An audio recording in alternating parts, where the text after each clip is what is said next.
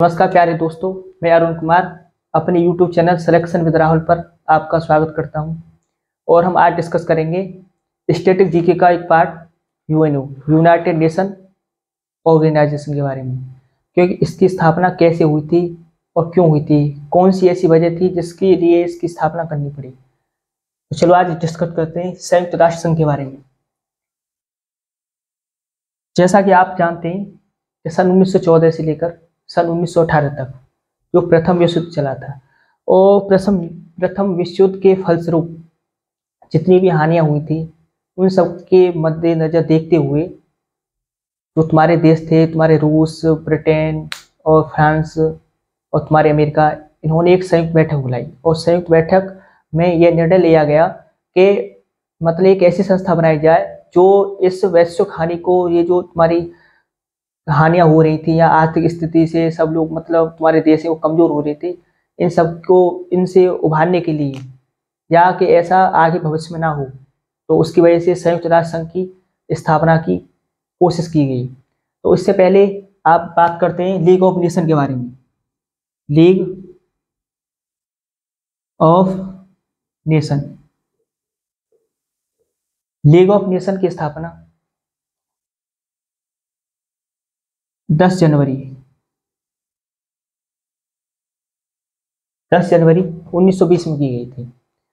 लेकिन ये उतना कारगर नहीं हो पाया था, क्योंकि अगर ये इतना भी कारगर होता तो जो सेकेंड वर्ल्ड वॉर था तुम्हारा 1939 से जो चला था आपका 1945 तक, वो नहीं होता। इसके कई कारण थे। पहला कारण, जैसे रूस अमेरिका जैसी महाशक्तियों ने इन्होंने लास्ट में जुड़ाव लिया था इनसे, तो ये लास्ट में जुड़ने के कारण ही ये तुम्हारा लीग ऑफ नेशन इतना कारगर नहीं हो पाया।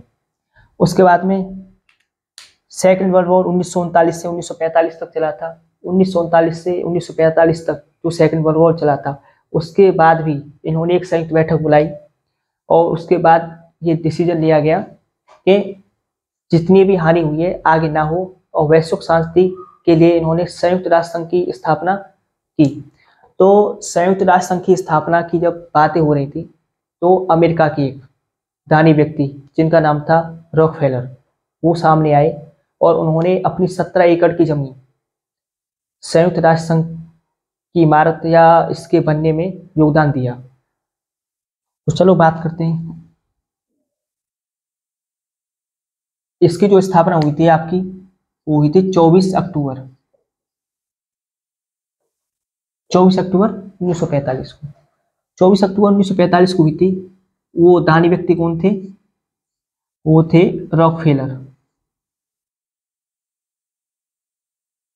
रॉकफेलर। ये अमेरिका के ही थे। और इसका जो नामकरण हुआ था, संयुक्त राष्ट्र संघ का नामकरण किया था, वो थे अमेरिका के राष्ट्रपति फ्रैंकलिन डी रूजवेल्ट।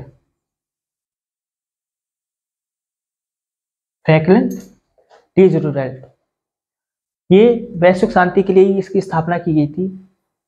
इसका जो हेडक्वार्टर था वो था तुम्हारा जिनेवा में। फिर उसके बाद में तुम्हारे द्वितीय विश्व युद्ध हो गया। उसके बाद में तभी इसकी स्थापना हुई थी 24 अक्टूबर 1945 को। तो इसके जो स्टार्टिंग में जो सदस्य थे वो थे इसके 50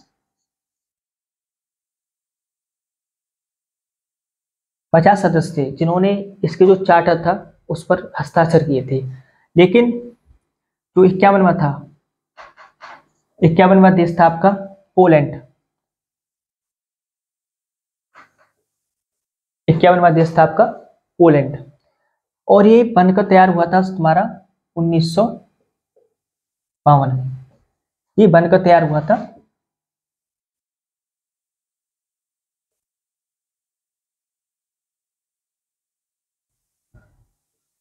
तैयार हुआ 1952 में। और संयुक्त राष्ट्र संघ के बारे में जो इसका ध्वज है, इसका ध्वज है, इसके बीच में जो विश्व का नक्शा है और उसके आसपास जैसे ऐसे, इसमें बीच में तो विश्व का नक्शा है, और जो इधर वाली साइड है ऐसे जैतून किया जैतून की तुम्हारी पत्तियां हैं, इसके बीच में ग्लोब है, उसके बाद में साइड में जैतून की पत्तियां हैं। और जो इसकी मुख्यालय तुम्हारा ये न्यूयॉर्क मैनहट्टन द्वीप पर है। न्यूयॉर्क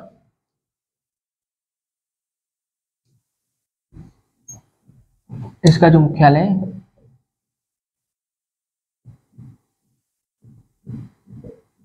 न्यूयॉर्क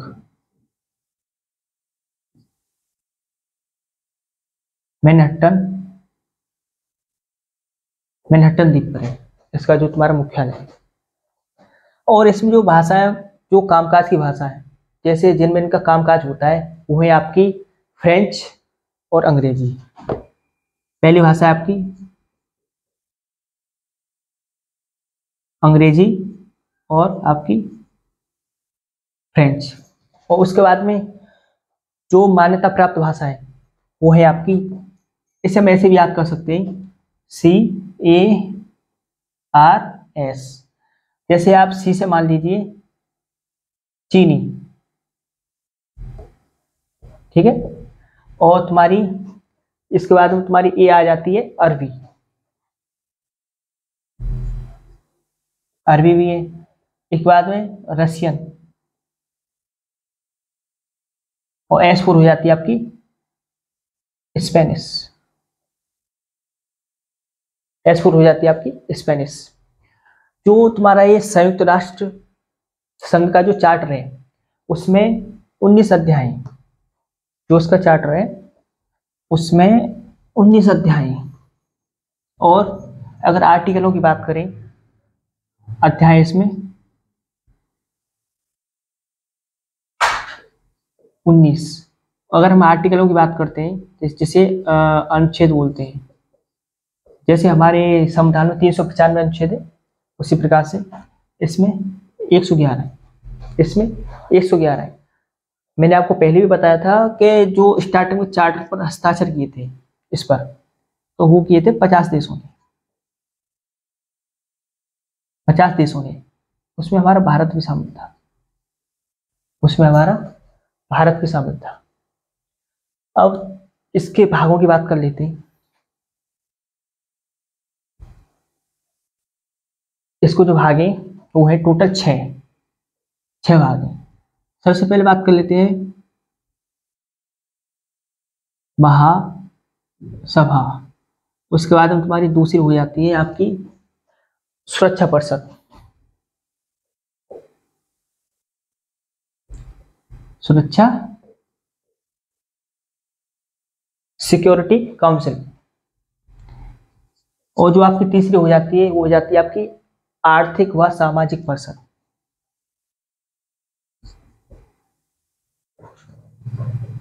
आर्थिक व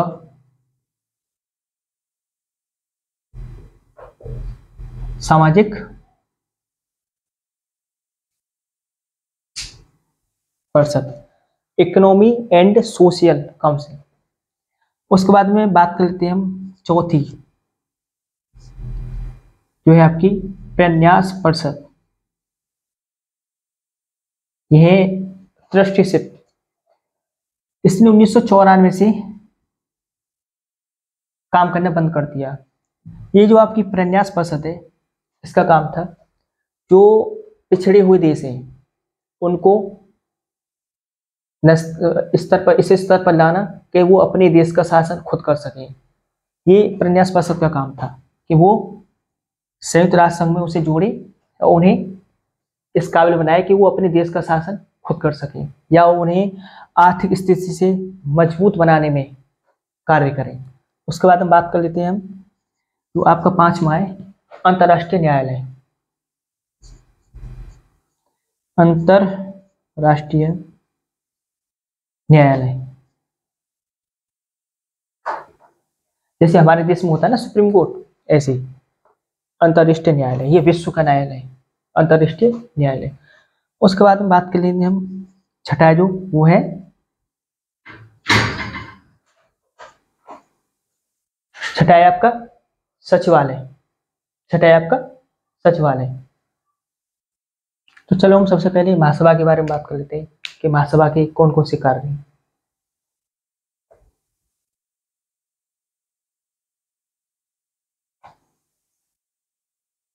महासभा।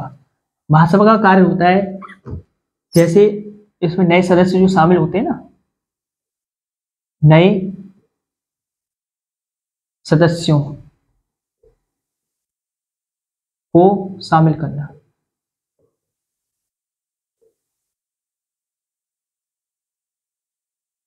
नए सदस्यों को शामिल करना। इसके बाद में तुम्हारे इसका उपनाम विश्व की लघु संसद भी से कहते हैं। विश्व की लघु संसद भी से कहते हैं। इसमें जो हमारे देश हैं, जैसे 193 कुल टोटल देश हैं इसमें, तो 193 देशों में से 5 प्रतिनिधि, हर देश अपने 5 प्रतिनिधि इसमें भेज सकता है, लेकिन जो मतदान होता है वहां पे, तो वो मत सिर्फ एक ही माना जाएगा, एक वोट ही मान्य होगा।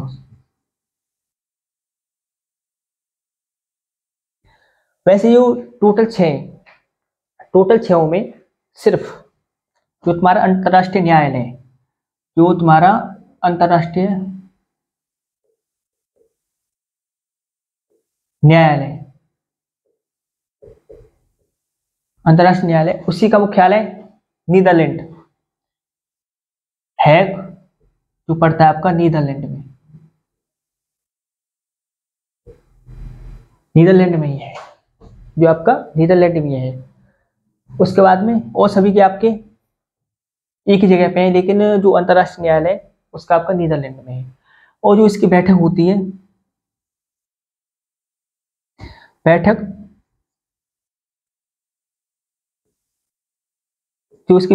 वो प्रत्येक वर्ष सितंबर के तीसरे मंगलवार से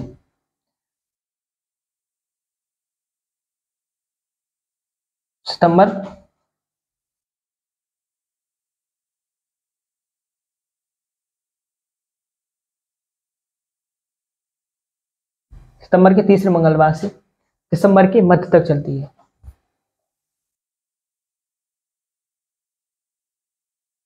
दिसंबर के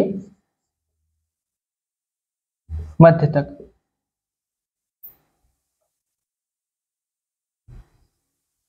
दिसंबर के मध्य तक चलती है। इसमें जो तुम्हारी महासभा है, ये एक अध्यक्ष, 21 उपाध्यक्ष और 7 मुख्य समितियों का जो चुनाव होता है वो महासभा ही करती है।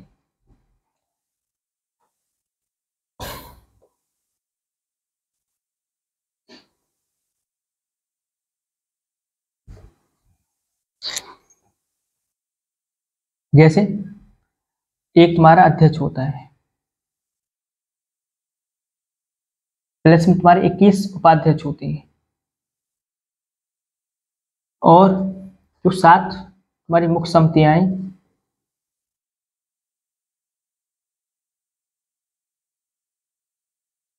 उनका चुनाव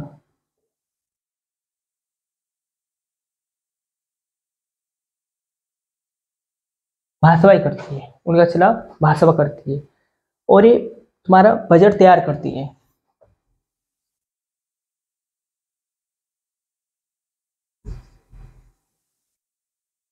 वही बजट तैयार करती है, जो हर दूसरे वर्ष महासचिव द्वारा पेश किया जाता है। जो बजट है आपका हर दूसरे वर्ष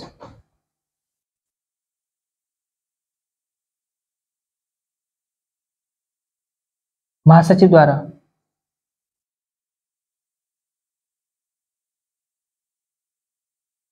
पेश किया जाता है। हर दूसरे वर्ष महासचिव द्वारा पेश किया जाता है। वही तुम्हें आपको जानते होंगे कि नए सदस्य भी यही महासभा शामिल करती है, और वो भी तुम्हारे 2/3 बहुमत से। 2/3 बहुमत से। आज के लिए इतना ही। हमारे चैनल को लाइक करें, शेयर करें और सब्सक्राइब करें।